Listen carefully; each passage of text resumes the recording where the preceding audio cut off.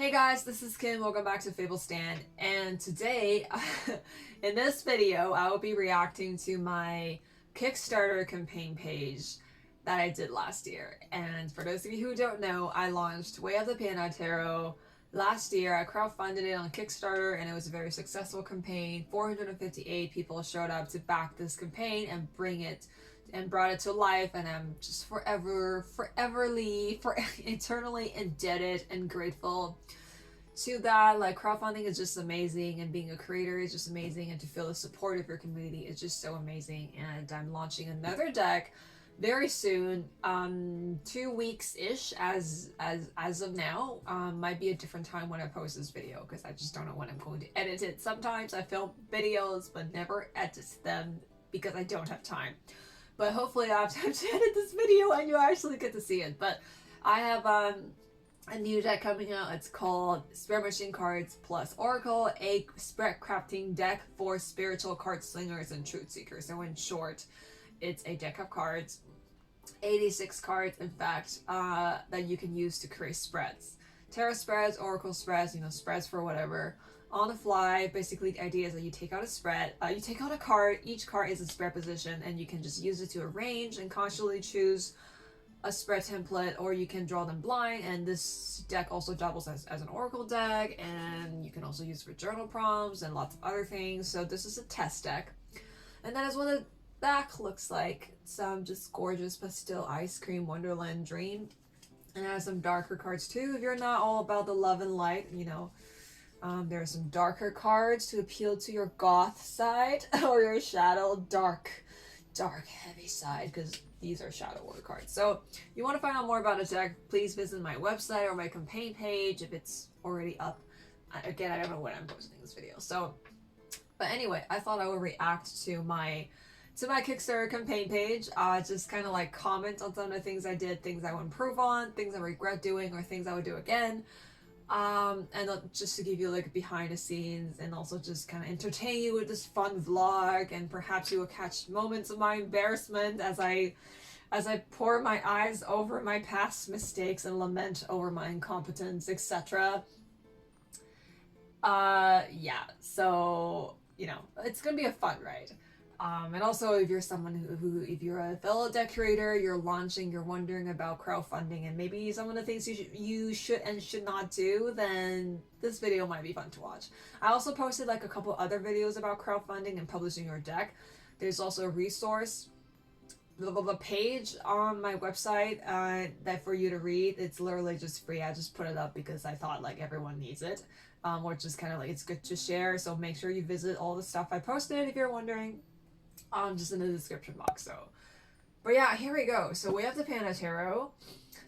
A splash of zen, a brush of Tao, a touch of whimsy, and tons of furry adorableness. A deck for tarot and panda lovers in dreamy watercolor.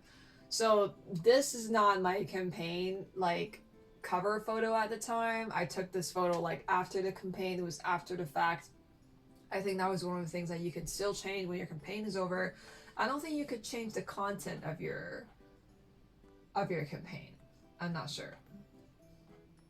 Maybe you can, but I just haven't figured it out. But I never really looked back and wanted to change anything. But that is not the cover photo. Oh my god. I wish I took a better cover photo. It wasn't that bad. Like, it wasn't like terrible, but I definitely wish that I had taken a better one, or just borrowed a better camera, or just rendered the graphics a little better, etc. That was kind of like, will forever remain like one of the biggest regrets that I have with my previous campaign, because a part of me just always feels like if I just took better pictures, maybe it would have been even more successful. Like I said in my other reaction videos, sometimes I just want to beat myself up over perfectionist little things. So it's just, if you're a perfectionist, you understand what I'm talking about. You always want to take 200% responsibility for your success and for the could have been success. And it's not that we're ungrateful, it's just that we're neurotic, Okay, so that's not the cover photo. I'm gonna see if I can find it, but that's the cover photo. Okay, like that's the video. Yeah, that is the campaign. So this was, I kind of edited the campaign photo as the campaign progresses along. For example, like less than 24 hours left, that would kind of have like little notes on it to tell to kind of just let people who's browsing or whatever know what's happening in the campaign. But that was my original cover photo.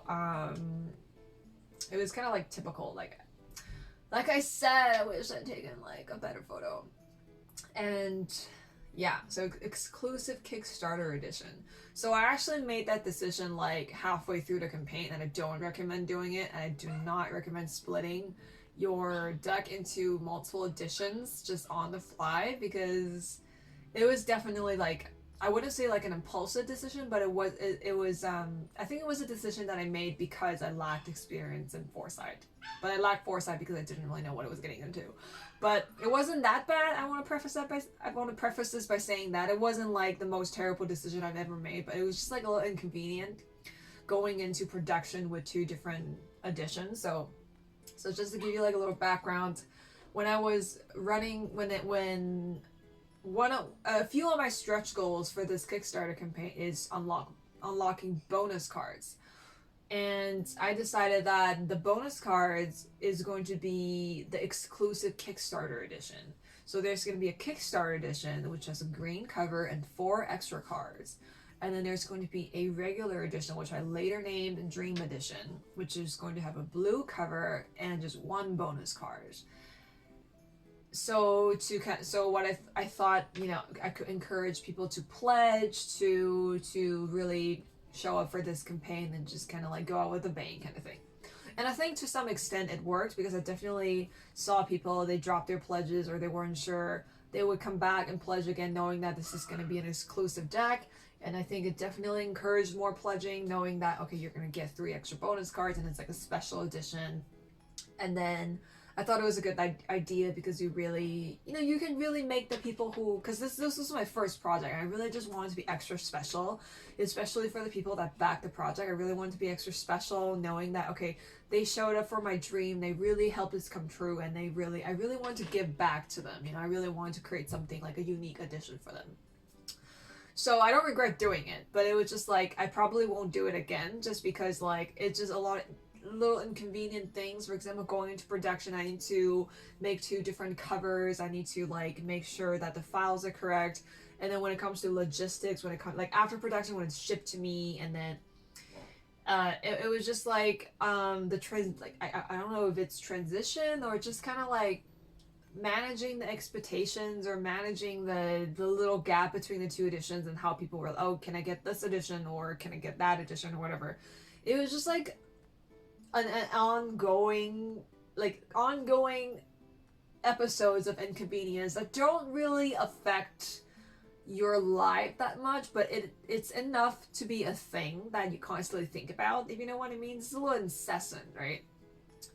Because yeah, so that's one thing that I want to say about this exclusive thing. I think if you work on, like, I think what I'm trying to say is, if you want to make it an exclusive edition, you should definitely just like make that decision from the very beginning, so people know, like, at the beginning of the campaign, this is going to be an exclusive edition. Like, if you're gonna do some like exclusive Kickstarter thing, I recommend just deciding at the very beginning, because I made a few decisions halfway through the campaign and it wasn't very effective. Because number one, some people will pledge at the beginning of the campaign. They will forget about the campaign. They'll come back and just like, oh, now I'm waiting for the deck.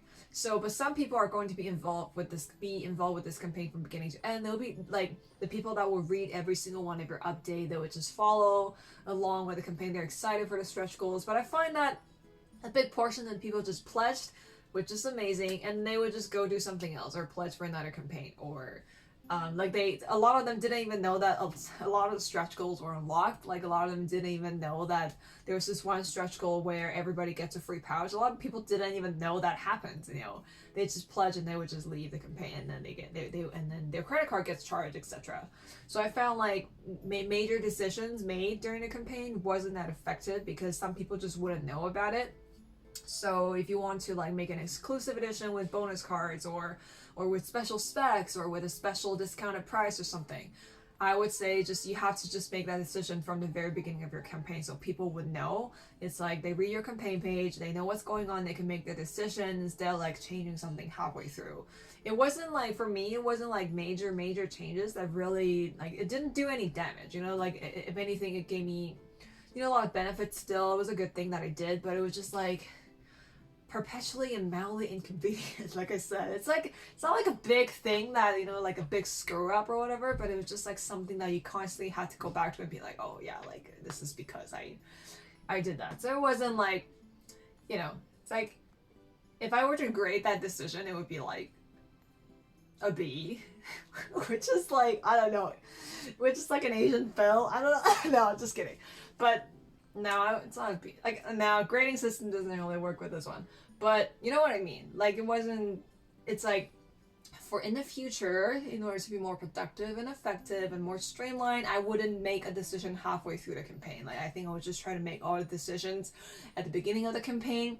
And you should really take a note if you're a fire sign like me, because we do things just like on the fly a lot of times, and sometimes it's just not that beneficial. I mean, maybe it's not that detrimental at the end, but I was still like, you know, just trying to do everything at the beginning.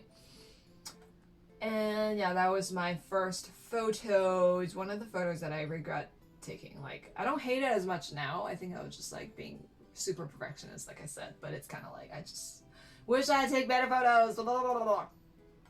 Okay, so I created these cute like text banner thingies, and I like these. These are really cute, but to an upgraded version of this, I've seen some really successful campaigns do this. They would do like a little GIF and animate it. Either have like a little sparkling light go through, or have the text like animated, so it's like a typewriter typing out the text or something. So something like eye catching, like, you know, like for this spread machine, I'm definitely like using I animated a couple of GIFs using Canva, and it's just like, it really just gives it that extra pop. Like, it's not required. I feel like it's not a deal breaker, but it really just, you know, I feel like it really adds to your campaign, because I feel like a visually amazing campaign really just adds to the value of your campaign. It really communicates you want people to imagine holding the deck, and you want people to really become absorbed in the world of your deck and the world of your campaign and the story of your campaign. And having visuals and colors and set colors and different types of animations or whatever, I think that it really helps to build the story and really adds atmosphere to your story. Whew. Okay, so I started with the PANDA origin story. Yeah, one thing that I did for my campaign was like, I really try to make it as concise as possible. If you're a writer and storyteller, you might find yourself just writing pages and pages for your campaign. Like,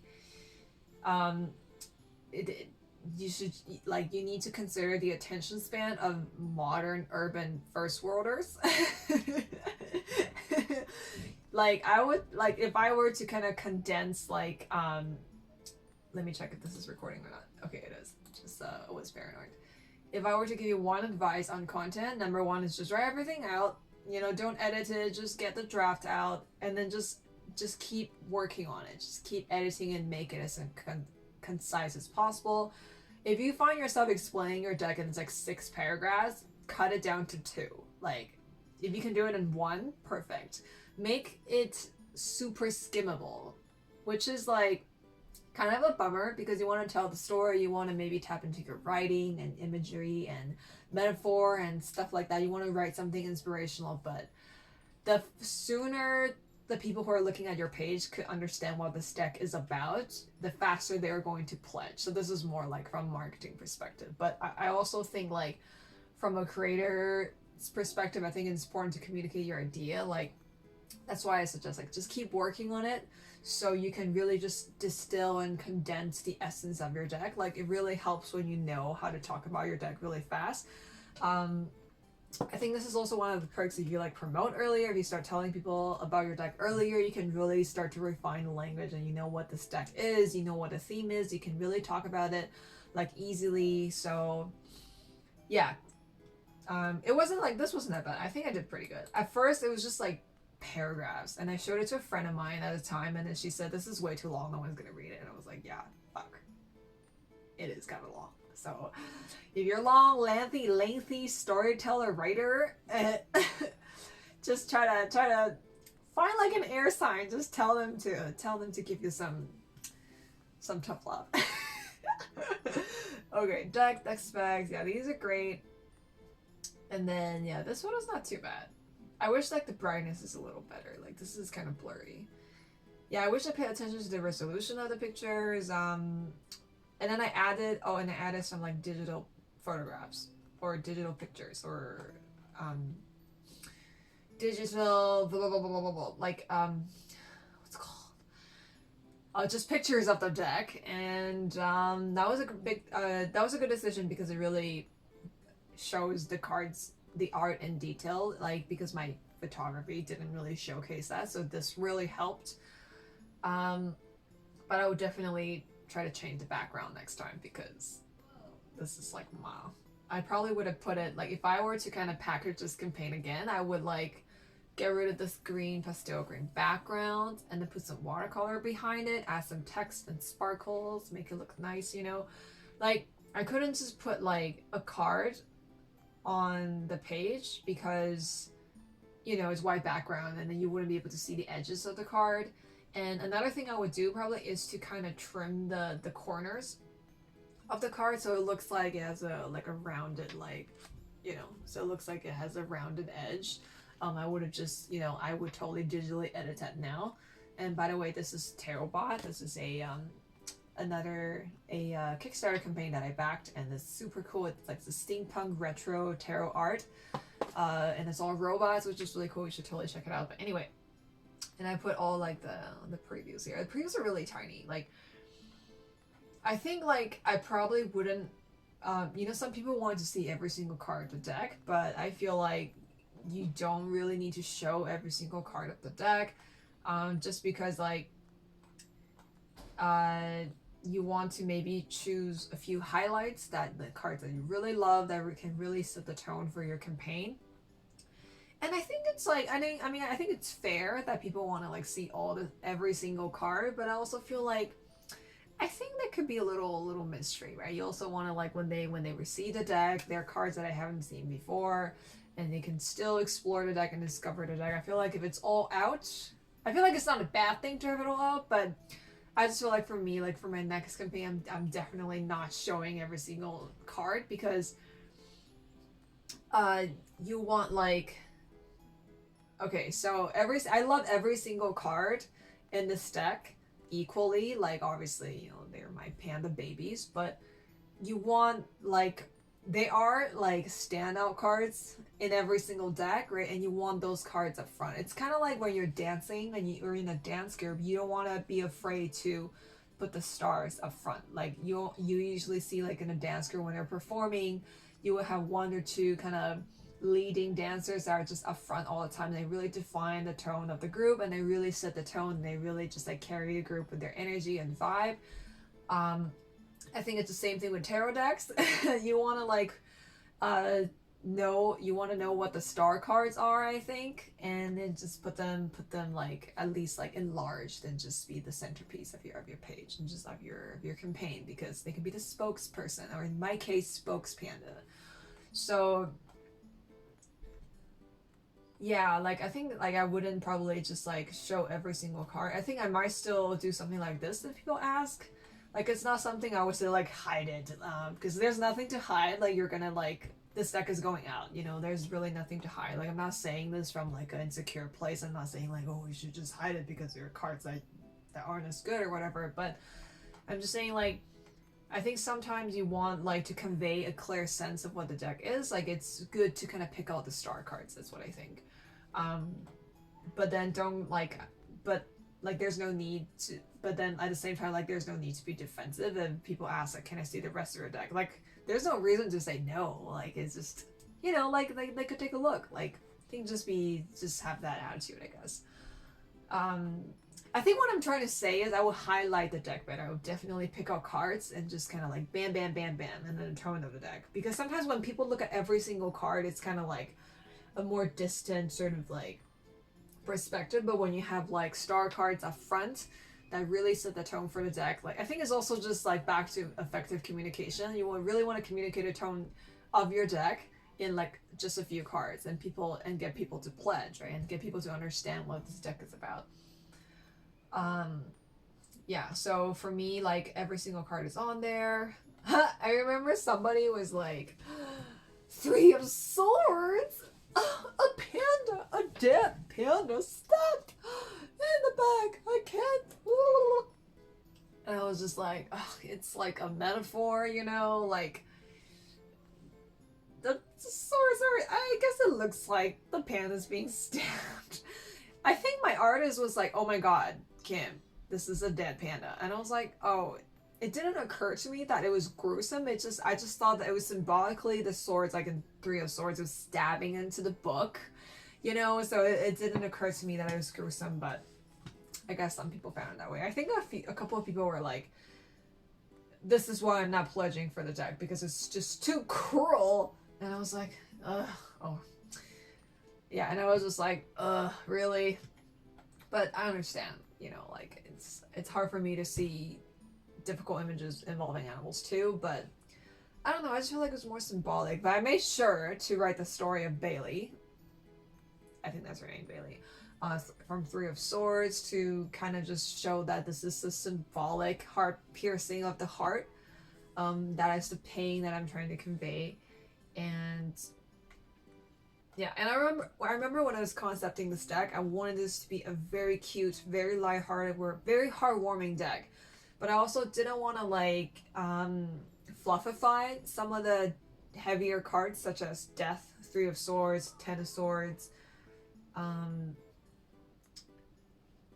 Yeah, like I didn't want it to be like, you see some like more Love and Light decks, and they kind of put Death as like transformation, which is what Death is, but I kind of feel like you need to go through like the heavier energies of Death, which is really to confront your shadows, to let a part of yourself die in order to be transformed. So I feel like, I didn't want to pull any punches, but it just also like the punches are done in a way that hurts but also doesn't.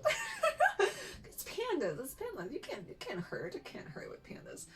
Is this a deck for you? So this is kind of just appealing that, okay, what type of deck is this? This was okay. Well, I used to get it now. Oh yeah, I had like this reasoning. This was more for like promo, but yeah. I don't know, this was okay. Like I'm writing cause like the campaign I'm launching right now isn't a tarot deck, so I'm taking a different approach, because for Spare Machine, it's a working type of deck. Like it's a functional deck, and it's an oracle, so it has my own, like the structure that I've curated for this deck. So I took the time on my Kickstarter page to explain what the categories are, how this deck is structured, how you can use it. So it was more to explain that, how this deck can be used. But tarot is more self-explanatory, right? Because it's just like has a set structure, there's major arcana, and then there's the 4 suits, so I didn't really need to explain that. I think I just kind of explained that each suit has like a story and it presents the PANDA kingdom and etc. So yeah, here, oh my god. Okay, so big rant coming. So these are the rewards that I did. Obviously I did the deck, and oh my god, that mock photo. My brother helped me with a mock photo. I know how to... I have better mock photos now. There's actually templates that you can purchase, and if you're interested, check out the link below. It's, I think you just have to purchase like a license to use it, and you can download the templates. I bought like 4 different templates on the site. I think it's called Innovo or Innavo, something like that, and it's like $30 American. So it's not too bad. It's like a pretty good investment.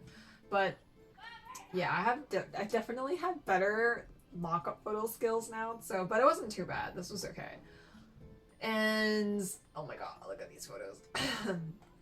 So I just explain what the different rewards are, and the pouches and the outer cloths. So the outer cloth was a stretch goal, and the pouch was also a stretch goal. No, the pouch wasn't. A free pouch was one of the stretch goals. And I did like the sticky notepad. This was actually something I printed a long time ago, but I just never like promoted it, and it just never sold out. So it was like, okay, I'll just include it as part of the campaign because it fits the theme, and it was actually pretty popular because a lot of like tarot themed campaigns usually don't have stationaries like this. So I thought this was a neat idea, but this wasn't cheap to print because I couldn't find, because like in order for this to be like cheap to print, you need to print like a heck load of them.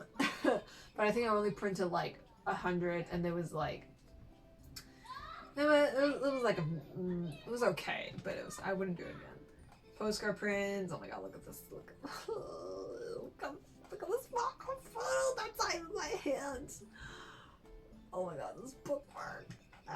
And I loved my courses. And then this is my stretch goals. And then funding and a picture of me and the artist. Yeah, and then risks and challenges. Okay, so the rant that I promised, and you probably caught this rant before in my other videos. Do not do accessories. Oh my god, accessories were just so much pain. Like, okay, again, I want to say that it weren't that bad. It wasn't like, you know, traumatizing or whatever. It wasn't like, it didn't do me any harm. It wasn't like that big of a deal, but it was like also a big deal because, oh my god, it was just so much work.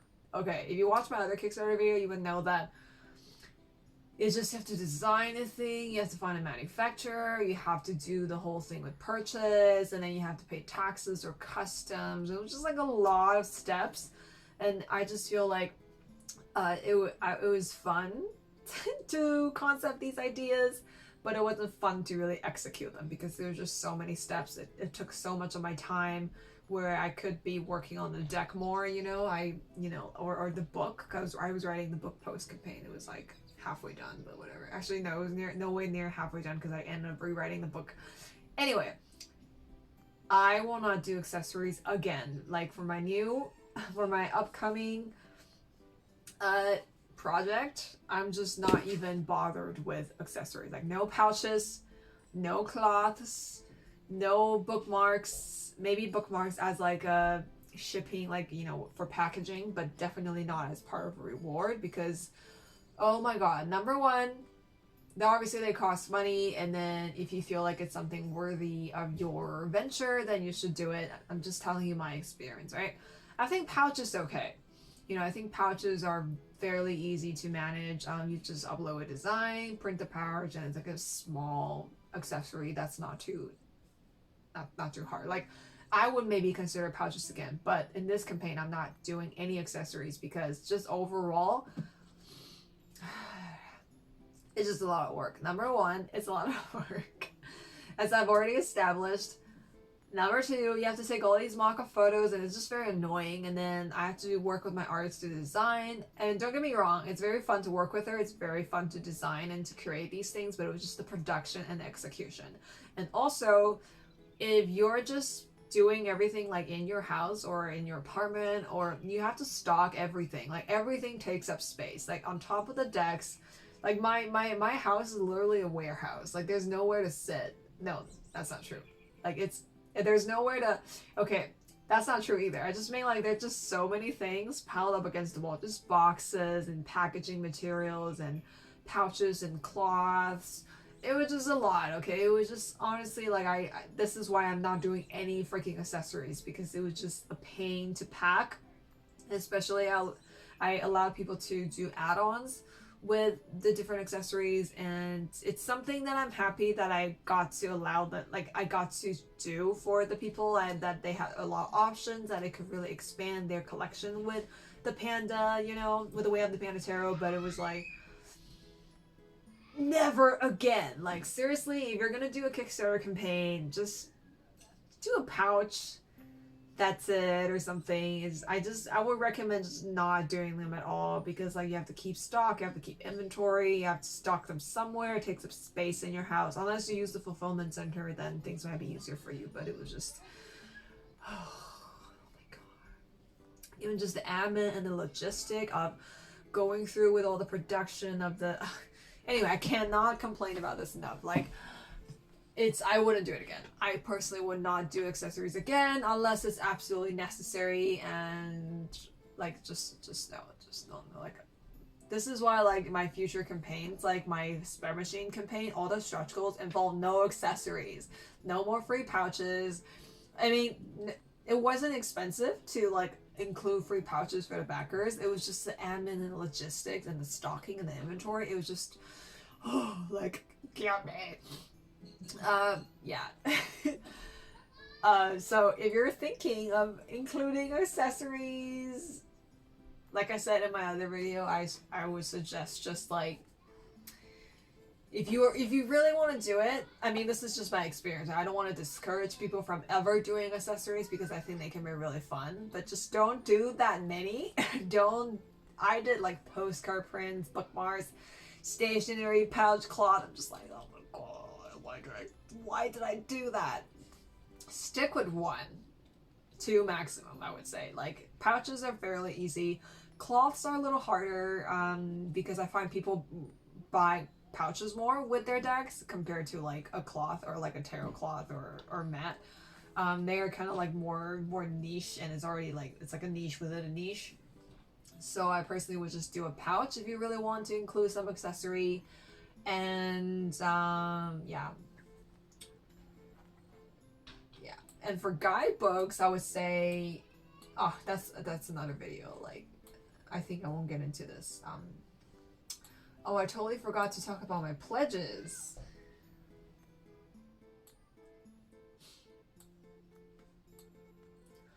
Oh yeah, so let's take a look at my pledges. I don't know if you noticed, I really love even numbers. All my pledges, well, at least a Canadian. I think most people saw it in American from the currency conversion, but in Canadians usually like ends with there's a couple that end it with 5s, but I like things that end it with like 8 or 6 or 4. 4, 6, 8. Those 3 are kind of my go-to numbers because, you know, like 8 is really lucky in Chinese culture. 6 2, like 六六大顺, which means like it's kind of like a 6 of wands moment, you know, like, and 4 is half of 8, and it's also the number of harmonies. So I really love ending my prices with that, and I just kind of liked. And I also love repeating numbers. I mean, my campaign was launched on April 4th, 4/4. My spread machine is launching on July 7th, 7/7. So I think angel numbers are really fun. It just adds a little magic to your campaign. And blah blah blah blah. I think one thing I want to say about like pricing your deck is that if you're wondering about how to price your deck, I think I should totally make a video about this. You should look at your competition, look at the specs and the upgrades that your deck could be getting, such as like matte edges or gildings or embossing or stuff like that. But even then, that shouldn't determine the value of your deck. You should really feel confident about your deck and what you've created. You should take a look at the time that you've invested in creating this deck. You should take a look at the entirety of your deck, etc. Like, I remember one thing I was really bummed out about, or that I was really self-conscious about, was Way of the Panda wasn't going to have some really cool like matte edge or foil edge, and I feel like maybe that took away the value of my deck. Maybe because of that I can't price it, you know, just as like, you know, a deck with foil edges would. But really, think about it this way. I remember my brother telling me that I expressed my concern to him, and he told me that, okay, let's say there's a tarot deck out there that is absolute shit, and it just has all amazing deck details like foil edges, just this gorgeous box, or just like every single gorgeous like exquisite specs that a deck can have, but the content is shit. It doesn't change the fact that the content is shit. So, and I'm not trying to shade on like matte edges and whatever. I'm not saying they're shallow, but I'm just trying to say that how you determine the value of your deck is really how you intrinsically recognize like the value of your deck. Like, don't feel like, oh, just because your deck doesn't have a foil edge, then it's worth less, because you want to think about the story that you created for your deck, the art that you've created for your deck, and all the hard work and vision and the love that you poured into your deck. That's what matters. And as for foil edges or embossing or spot UV, I think at the time I was like a little like elitist. I was like, who needs those specs to have a good deck, right? I think that was kind of dumb. Like, I think it's just really options and preferences, you know. Now I want to feel like, okay, like I think my deck is great. I really love Way of the Panda. I really love the Panda stories, and it doesn't hurt if Panda has like a little bit of taste in fashion, you know what I mean? Like, it doesn't hurt that, you know, pandas are always going to be themselves. They're always going to be Way of the Panda.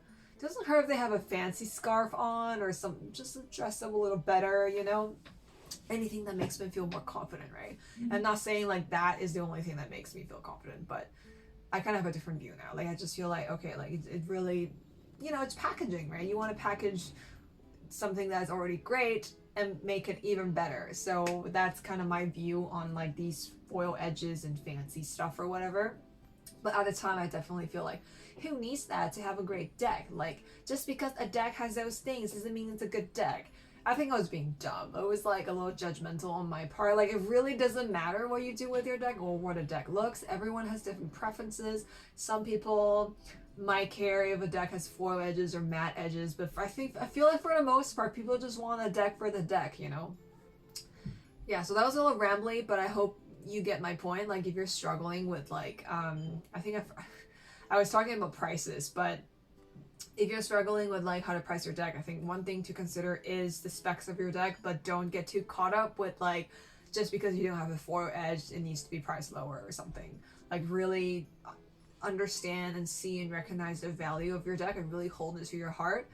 And other ways you can price your deck is to, I'm definitely going to make a longer video about this, but here are just some basic stuff to consider. Like, you want to look at your competition, obviously, and you want to look at like people who have similar themes or similar specs or decks, how much they're charging, and where you want to fall on that you know, like just on the spectrum, I guess. And what else? And one thing is, if you find yourself having like this resistance towards pricing it at a certain number, and you have this fear of like, what if I price it $5 more or $10 more and people won't get my deck? I want to speak to that for a minute, because number one, I think there is some price ranges that people are more willing to buy. Like, you do want to consider people's budget, but also at the same time, don't get too bogged down by it, because I find like a lot of the times, unless like you're pricing your deck at like some crazy ass price that people, it's like a what the fuck price. Otherwise, I think like when people are invested in your deck, when people really are interested in the vision of your deck, when they really love your deck, they wouldn't really mind that extra $10 or $20. They would just, you know, they would purchase your deck because they love your deck for what it is. So I guess what I'm trying to say is like, it's something that you can really work on, because pricing usually is really tied in with our self-worth, because what we're really fearing is is rejection. Like, we don't want people to not buy the deck because of the price, and then that somehow speaks to how much we're worth. It's like, you don't want my deck because, you know, so I'm gonna like price it lower just to get you to buy it, to win the approval of someone. Because there is always going to be someone who is going to be bitching about your price and how you do things. That's just a fact of life. I think I was fortunate that I didn't really get a lot of that in my campaign, because who gets mad at pandas? You have to be psychotic to be angry at pandas, right? So I think I was like pretty lucky. But I think a part of that is also because, I mean, number one, I was protected by the adorableness of pandas. Number two, I did my market research really well. So like, I think I found the sweet spot of like pricing and communicating my campaign, etc. So I think research always helps. But yeah, just like, you know, like, I definitely want to make a video about pricing and some other technical details. But one thing that you should take away from this, if anything, is like, there's always gonna be someone who is going to be pissy about how you do things. I know there's one person who likes to go around Kickstarter campaigns and just comment like asinine stuff, but people are always haters are gonna hate. Just don't mind them, you know. There's always gonna be someone who is just like, why are you doing this? I don't like your decision. It's okay. They don't have to like it. You're gonna choose it anyway because it's your campaign and it's your deck. And you do whatever the fuck you want. So, whew. That was a mouthful. Or that was a page full. I don't think I got to everything. Like, I didn't even look at the updates or the comments. Yeah, I was really involved with this Kickstarter. I was you know, it was really a transformative journey. I was determined to make it a transformative journey, and yeah. Anyway, so that's it for me reacting to and reviewing my old Kickstarter campaign page. I hope that you enjoy watching this video, and if you're a fellow decorator and someone who's about to crowdfund or something, I hope this video was insightful. And if you have any questions about publishing a deck, about like what printer I use, or how to really streamline a Kickstarter campaign page, etc., feel free to contact me. I'm so down for that stuff. I think like more of this information needs to go out. I'm always happy to help a fellow creative, so don't be shy, you know. And a lot of resources, and also having this, a lot of resources that I know that could be linked and tracked and put in the blog post is in the blog post, which is below, so check that first. And Benamo has a lot of resources, like amazing resources on doing indie publishing for your deck. So I'll leave all her links below as well. She has like a course and handbook on like lessons learned of like, you know, her publishing her deck independently. And she's just such a generous, I don't know why I want to say pudding. I think I'm hungry. But she's just such a generous, like intellectual, just amazing resource. Like she put us so much stuff on this. So anyway, check out her stuff and check out my stuff too. And if you have any questions, I'm always open. DM me on Instagram, leave a comment, or if you want to see any other video about this, feel free to suggest it to me in the comments as well. And you can email me, or you can visit my website. This is my Instagram, la la la. And that's it, and I hope you enjoyed this video. I think I already said that. And that's it, until next time, I will see you around. And I hope you like the setup. I kind of like it. Like, I like it that you can see my desk. It feels more vloggy for some reason. Alright, bye.